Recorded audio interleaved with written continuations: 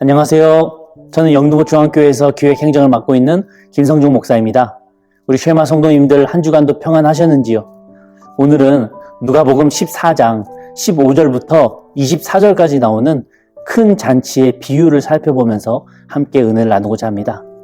먼저 이 본문의 내용을 잠깐 살펴보면 15절에 예수님과 함께 식사를 하고 있는 한 사람이 하나님 나라에서 떡을 먹는 자는 복되도다 라고 말을 합니다.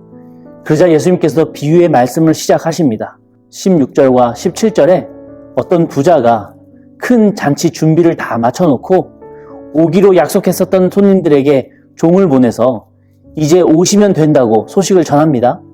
그랬더니 18절에 첫 번째 사람은 내가 갑자기 밭을 샀기 때문에 가봐야 되니까 못 가겠다, 양해하라 라고 말합니다. 이어서 19절에는 두 번째 사람이 나는 소 5겨리를 사서 밭을 잘 가는지 시험해봐야 하기 때문에 못 가겠으니 양해하라 라고 말합니다. 끝으로 20절에 세 번째 사람은 내가 장가들게 되었으니 못 간다 라고 말합니다. 어제까지만 하더라도 다 오겠다고 했었던 이 사람들이 갑자기 오늘에서야 이렇게 여러 가지 이유로 다들 못 가겠다라고 말하고 있는 것입니다. 21절에 종이 주인에게 그 사실을 말하니까 주인이 화를 냅니다. 그리고 재빨리 시내와 골목골목에 있는 우리 동족들 가운데 가난한 자, 몸이 불편한 자, 맹인된 자, 다리 저는 자들을 초대하라고 명령합니다. 그 종이 곧바로 그렇게 했지만 그럼에도 불구하고 자리가 좀 더 비었습니다. 그러자 주인은 23절에 외지인들이 있는 저 길과 산으로 나가서 이방인들까지도 강권해서 다 데려오라고 말을 합니다. 그러면서 마지막 24절에 부자가 처음에 초대했던 그 핑계대고 불참한 사람들은 끝내 이 잔치에 들어오지 못할 것이며 그들이 아닐지라도 이 잔치는 성대하게 잘 맞춰질 것을 이야기하고 계십니다. 자, 이제 한 절 한 절 한번 살펴보겠는데요. 15절에 한 사람이 하나님 나라에서 떡 먹는 자는 복되도다 라고 말합니다. 이 한 사람은 유대인이자 바리새인이었습니다. 예수님과 함께 그 식사 자리에 참석한 바리새인으로서 그나마 예수님에게 호의적인 사람이었습니다. 그 바리새인이 하나님 나라에서 떡 먹는 자는 복되도다 라고 하는 생뚱맞은 선포를 합니다. 이게 무슨 말입니까? 당시 유대인들은 메시아 구세주가 오시면은 그분이 이 땅에서 큰 잔치를 열 것이며 그 잔치에 참석할 수 있는 사람은 바로 우리 유대인들만 가능하다라고 믿고 있었어요. 선민주의로 꽉 찬 생각이죠. 그래서 예수님의 생각을 한번 떠볼 겸 그리고 많은 유대인들의 이 천국 잔치에 대한 생각을 대변할 겸 이렇게 생뚱맞은 이야기를 이 바리새인이 갑자기 말하는 것입니다.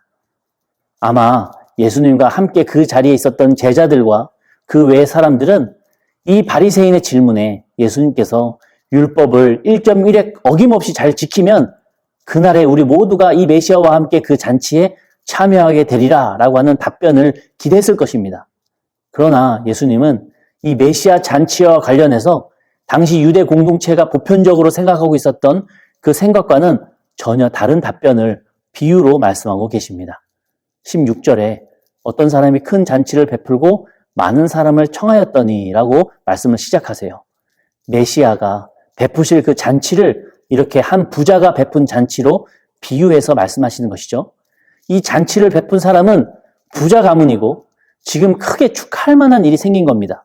그래서 그 잔치를 베풀 계획을 가졌고 예수님 당시 중동 전통에 따라서 미리 초대자의 명단을 짜고 그들에게 참석 여부를 묻고 그 인원수에 맞춰서 음식을 다 준비했다고 하는 것입니다.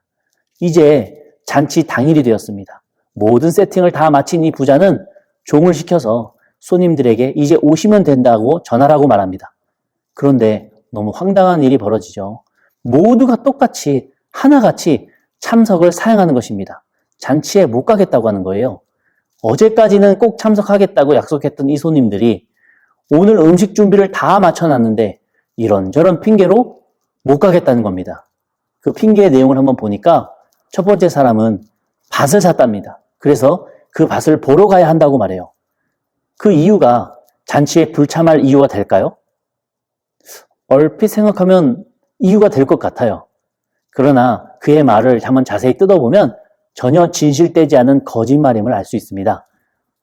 이스라엘은 사막이 많고 농경지가 적습니다. 그래서 밭을 거래하는 일이 꽤 큰 일 중에 하나예요. 그렇게 밭을 사거나 파는 그 과정이 꽤 꼼꼼하게 이루어지면서 최소 몇 달은 걸립니다. 왜냐하면 이 밭이 정말 배수가 잘 되는지, 토질은 좋은지, 과거 경작물들이 잘 자라났었는지, 겨울에도 이 밭에 볕이 잘 드는지, 왜냐하면 중동에는 겨울에 해가 낮게 뜨면서 비가 많이 내리기 때문입니다. 이 정상적인 농부라면 이런저런 여러 가지 것들을 다 고려해서 밭을 사는 것이 일반적인 상식이죠. 그런데 18절에 뭐라고 말합니까? 내가 밭을 샀는데 아무래도 이것저것 따져봐야 하기 때문에 나가봐야겠다. 양해하도록 하라. 어제까지도 없었던 밭 구입 계약이 오늘 갑자기 생긴 것도 이상하고 미리 밭의 상태도 확인해보지 않고 덥석 먼저 산 것은 더더욱 말도 안 되는 일입니다. 두 번째 사람인데요. 19절에 나는 소 5겨리를 샀으니 시험해봐야 하니 나가봐야겠다. 양해하시게 라고 말합니다. 여기서 겨리라고 하는 단위는 쟁기를 끄는 소 한 쌍을 의미합니다. 즉 5겨리라고 하면 소 10마리를 의미하는 것이죠. 얼핏 듣기에는 10마리면 참 비싼 가격이니까 잔치에 참석하지 않고 진짜 가봐야 하는 게 맞다고 생각할 수 있습니다. 그러나 이 변명도 사실은 거짓말입니다. 한 결의인 이 2마리 소가 함께 쟁기를 끌기 때문에 이 2마리가 서로 뜻이 맞지 않으면 이 둘은 절대로 한 결의 단위로 묶을 수 없습니다. 이걸 모르는 농부는 아무도 없죠. 그런 이유 때문에 한 결의 소를 살 때도 한 팀이 돼야 될, 그들이 서로 잘 맞는지 안 맞는지를 미리 확인하고 꼼꼼히 시험까지 다 해보고 소를 구입하는 게 아주 일반적인 모습입니다.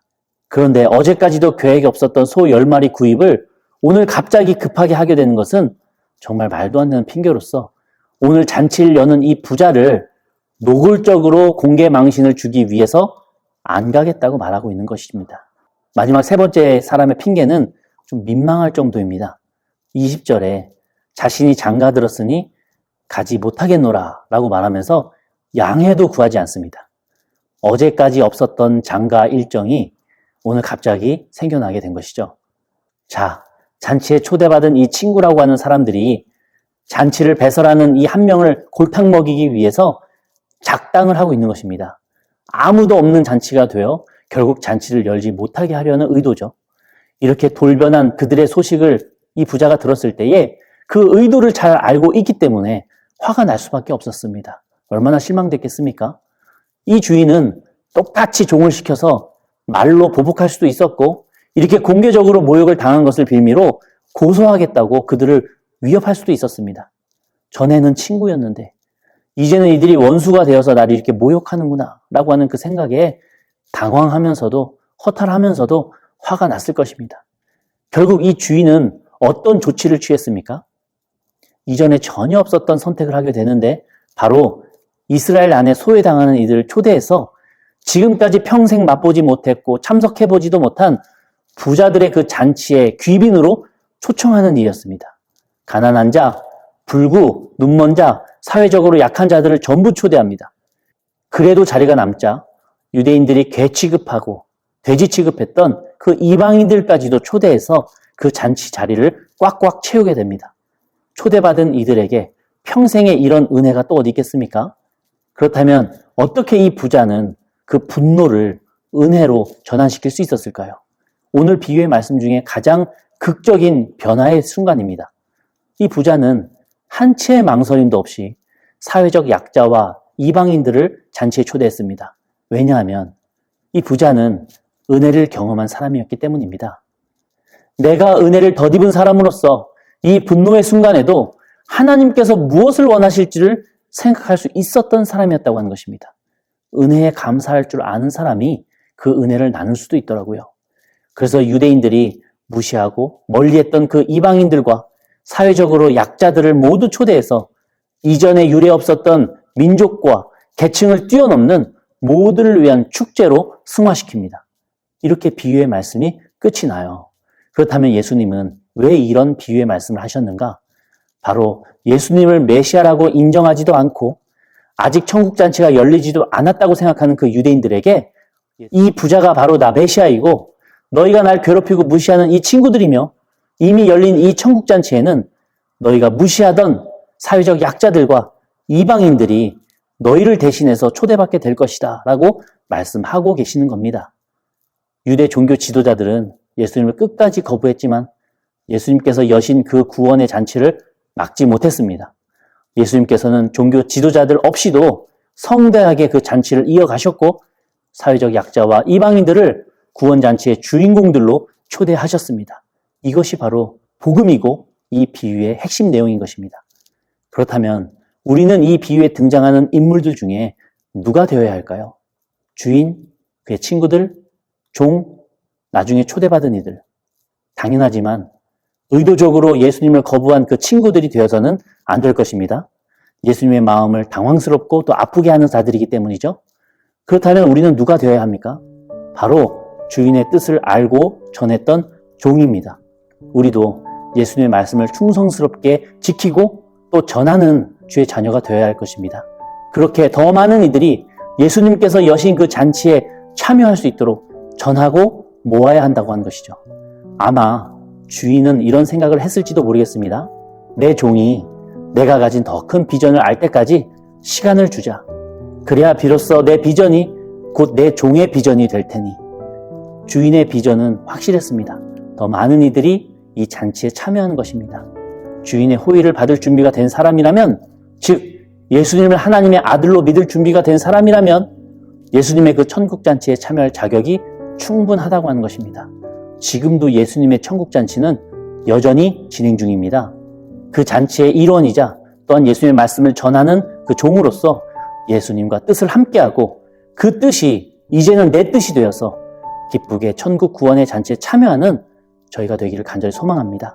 우리가 하나님께 은혜 입은 자로서 또 은혜를 입고 또 은혜를 베푸는 자로서 하나님의 뜻을 전하고 하나님과 함께하는 복된 주의 자녀들 다 되시기를 주님의 이름으로 간절히 축원합니다. 한 주간도 평안하시기를 바랍니다.